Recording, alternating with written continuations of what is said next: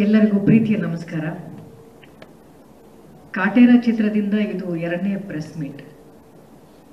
ನಾನು ಭಾಗವಹಿಸ್ತಾ ಇರುವ ಮೊದಲನೇ ಪ್ರೆಸ್ ಮೀಟ್. ಹಾಗಾಗಿ ಒಂದೆರಡು ನಿಮಿಷ ಜಾಸ್ತಿ ತಗೊಳ್ತೀನಿ ಎಲ್ಲರಿಗಿಂತಲೂ. ಈ ಹಿಂದಿನ ಪ್ರೆಸ್ ಮೀಟ್ನಲ್ಲಿ ಎಲ್ಲರೂ ಅವರವರ ಭಾವನೆಗಳನ್ನು ಹಂಚಿಕೊಂಡಿದ್ದಾರೆ. ಹಾಗಾಗಿ ಎಲ್ಲರೂ ಕಡಿಮೆ ಮಾತಾಡಿದ್ರು. ನನಗೆ ಹಂಚಿಕೊಳ್ಳುವಂತಹ ಮೊದಲನೇ ವೇದಿಕೆ ಇದು.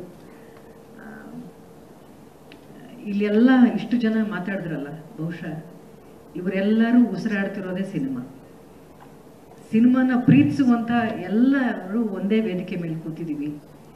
ಇಂಥ ಒಂದು ತಂಡದಿಂದ ಒಂದು ಸಿನಿಮಾ ಬಂದಿದೆ ಅಂತಂದರೆ ಬಹುಶಃ ಸಿನಿಮಾನ ಜನ ಇನ್ನೆಷ್ಟು ಪ್ರೀತಿಸಬಹುದು ಅನ್ನುವಂಥ ನಿರೀಕ್ಷೆ ನನ್ನಲ್ಲೂ ಕೂಡ ಇದೆ. ಕಾಟೇರ ಸಿನಿಮಾ ಆ ಟೈಟಲ್ ಕೇಳ್ತಿದ್ದಾಗೆ ನಮ್ಮೆಲ್ರಿಗೂ ಒಂದು ಕುತೂಹಲ ಇತ್ತು. ಇಷ್ಟು ದಿನ ಹಳ್ಳಿ ಸಿನಿಮಾಗಳನ್ನ ನಾನು ಮಾಡ್ತಾ ಬಂದಿದ್ದೀನಿ. ನಾನು ಮಾಡಿರೋ 100 ಸಿನಿಮಾಗಳೆಲ್ಲ ಹಳ್ಳಿ ಸೊಗಡಿನ ಸಿನಿಮಾಗಳು, ನಮ್ಮ ನಾಡಿನ ಸಿನಿಮಾಗಳು, ನಮ್ಮ ಮಣ್ಣಿನ ಸಿನಿಮಾಗಳು. ಆದರೂ ಕೂಡ ಈ ಥರದ್ದೊಂದು ವಿಚಾರ, ಈ ಥರದ್ದೊಂದು ಶಬ್ದ ನಮ್ಗೆಲ್ರಿಗೂ ಕೇಳಿಸೇ ಇರಲಿಲ್ವಾ, ಈ ಥರದ್ದೊಂದು ಹೆಸರು ನಮಗೆ ಕಿವಿಗೆ ಬಿದ್ದಿರಲಿಲ್ವಾ ಅಂತ. ಅದೇ ನೋಡಿ ಈ ತಂಡದ ವಿಶೇಷತೆ. ನಮ್ಮ ಸೊಗಡಿನ ವಿಶೇಷವನ್ನ ಹುಡುಕಿ ಹೆಕ್ಕಿತಿರುವಂಥ ಕಲೆ ಈ ತಂಡಕ್ಕಿದೆ. ನಮ್ಮ ನಿರ್ದೇಶಕರು ಹಾಗೂ ಅವರ ತಂಡ ಇದೆಯಲ್ಲ, ಆ ತಂಡದ ಒಂದು ಶ್ರಮದ ಹಿಂದೆ ಈ ಥರದ್ದೊಂದು ಟೈಟಲ್ ಬರುತ್ತೆ. ಆ ಟೈಟಲ್ನ ಕೊಟ್ಟವರು ದರ್ಶನ್ ಅವರಂತೆ. ಈ ರೀತಿ ಎಲ್ಲರೂ ಒಟ್ಟೊಟ್ಟಿಗೆ ಸೇರಿ ಈ ಥರದ್ದೊಂದು ಟೈಟಲ್ ನೋಡಿದ್ದು ನನಗೂ ಕೇಳಿದ್ದು ತುಂಬಾ ಖುಷಿ ಆಯಿತು. ಕನ್ನಡತನ ಇರುವಂತಹ, ನಮ್ಮತನ ಇರುವಂತಹ ಒಂದು ಟೈಟಲ್.